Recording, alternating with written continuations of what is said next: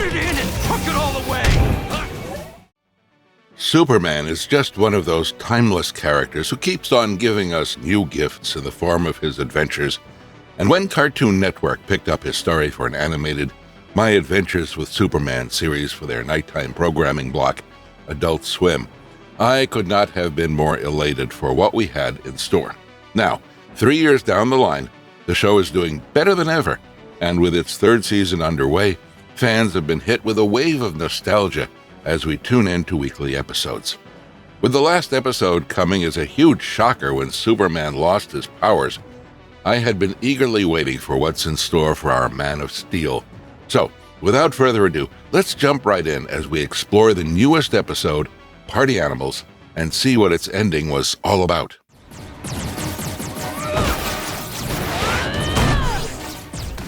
Where did it all start? Recap. Now, if you haven't been keeping up with the show, let me quickly recap the last episode and how things were left off before I jump into the latest episode.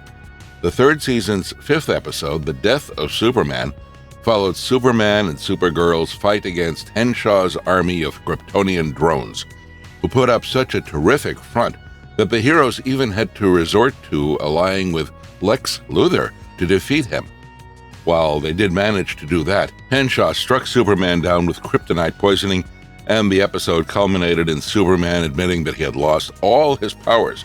To add to this, Superman and Supergirl's son, John, also bid them goodbye to return to a dystopian future, and things were not looking so bright for them by the climax.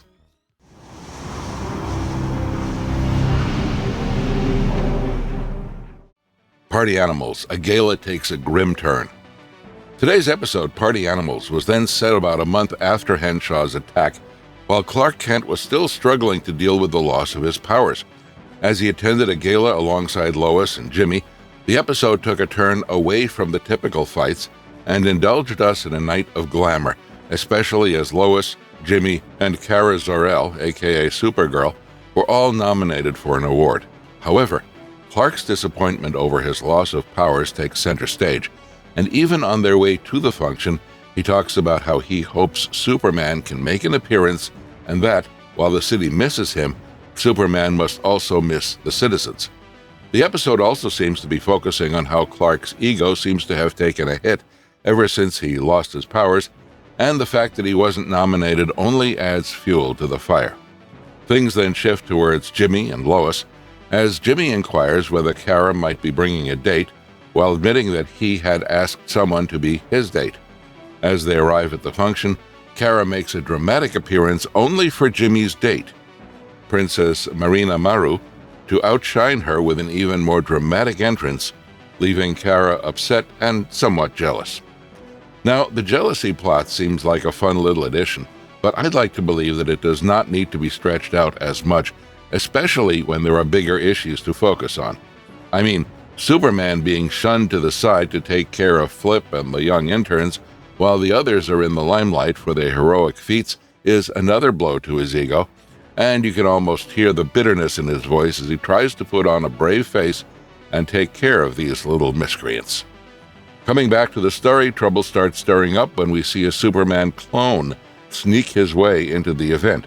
Well, another set of armed goons also make their way in after impersonating the event coordinators and knocking them out of the way. All the while, the young kids reach this scene and run into trouble with the goons, while Clark looks for them and has a vision of the Fortress of Solitude in danger. He starts to feel the snow around the fortress before the vision turns to fire, but he soon snaps out of it and hears the young kids' screams. He reaches the scene just in time to save them, and even jumps in to take the bullet and shield the kids from any harm. While none of the kids get as much as a scratch, they worry for Clark as the bullet grazes his arm, but he bravely shrugs it off and bandages it up. Personally, I would have loved to see more of him dealing with the injury, as it must have been strange for someone with superhuman durability to process such immense pain paired with the feeling of having blood splatter all around. Thankfully, he does not have to deal with this all alone, as Lois shows up to their aid and even gets rid of one of the armed goons by spraying pepper spray all over him and buying them some time to figure things out. Supergirl, such a pity my poison does not work on you. Cleared as the starry go, Princess Maru's shocking revelation. All this happens while Jimmy's date, Princess Maru, also reveals herself to be Dr. Poison, an evil being who unleashes a poisonous gas that turns everyone into four-legged animals. While Clark and Kara are the only exceptions to this gas, Kara rushes to capture Princess Maru, who smugly reveals that she intends to poison the entire city by unleashing this gas into the city's water supply. In a striking finale, Kara dons her Supergirl avatar to rush to the dam and prevent Maru's plans from turning into reality, while the Superman clone deals with the armed goons back at the event. Thankfully, the day is saved, but at the cost of Clark once again taking an ego hit as he realizes that he wasn't the hero at the center of it all. By the end, Jimmy also gets his revenge on Princess Maru by tricking her into removing her mask only to turn her into a dog, and I'd say that all's well that ends well. As the cherry on top of the cake, Lois Lane wins the award, while her jealous rival, Vale, fumes around over her loss, and Jimmy and Kara's jealous lover arc also somewhat reaches a mature point where Jimmy apologizes for how he treated her. How did the episode end? All about the characters' journeys and the cliffhanger climax. With everyone celebrating one milestone or the other, Clark does reach his breaking point as he finally breaks down and spirals over how he can't do much without his powers. He talked about how Metropolis needed a hero, and that the most he could do was get locked up by the armed goons, while Lois assured him that she loved him as he was. This only seems to fuel Clark's existential crisis as he thinks out loud about what he is supposed to do and who he is supposed to be, but he does not have much time for answers as a mysterious purple portal opens up under their feet and sucks the entire gang in.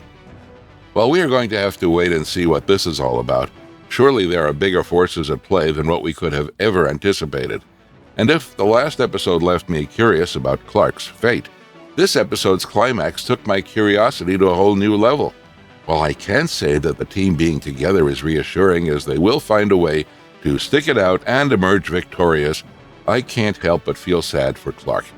There can't be a more urgent time for him to regain his powers and hopefully his sense of self back, even if all this time spent powerless has made him grow into his human identity in ways he would have never imagined otherwise. The episode also has a lot going on for other characters, with Kara and Jimmy being forced to come to terms with their feelings and having an open conversation, and Lois questioning her capabilities when her rival, Vicky, gets into her head. In the end, it was quite funny to see Lois give her award to Flip just to prove to Vicky that she does not need accolades to validate her career, only to take it back just as Vicky takes her leave. And rightfully so. If anyone deserves any recognition for how hard they've worked, it has got to be Lois. Unfortunately, all of this seems to add to Clark's own restlessness. He is used to being the Messiah and has never been in a position where others outshine him when he is in distress. With the way the episode ended, I'm sure that he's going to have bigger fish to fry than just stress about his powers, especially as portals emerging out of nowhere often come with reality-altering or alternate universe storylines. However, we'll have to wait and see how that unfolds.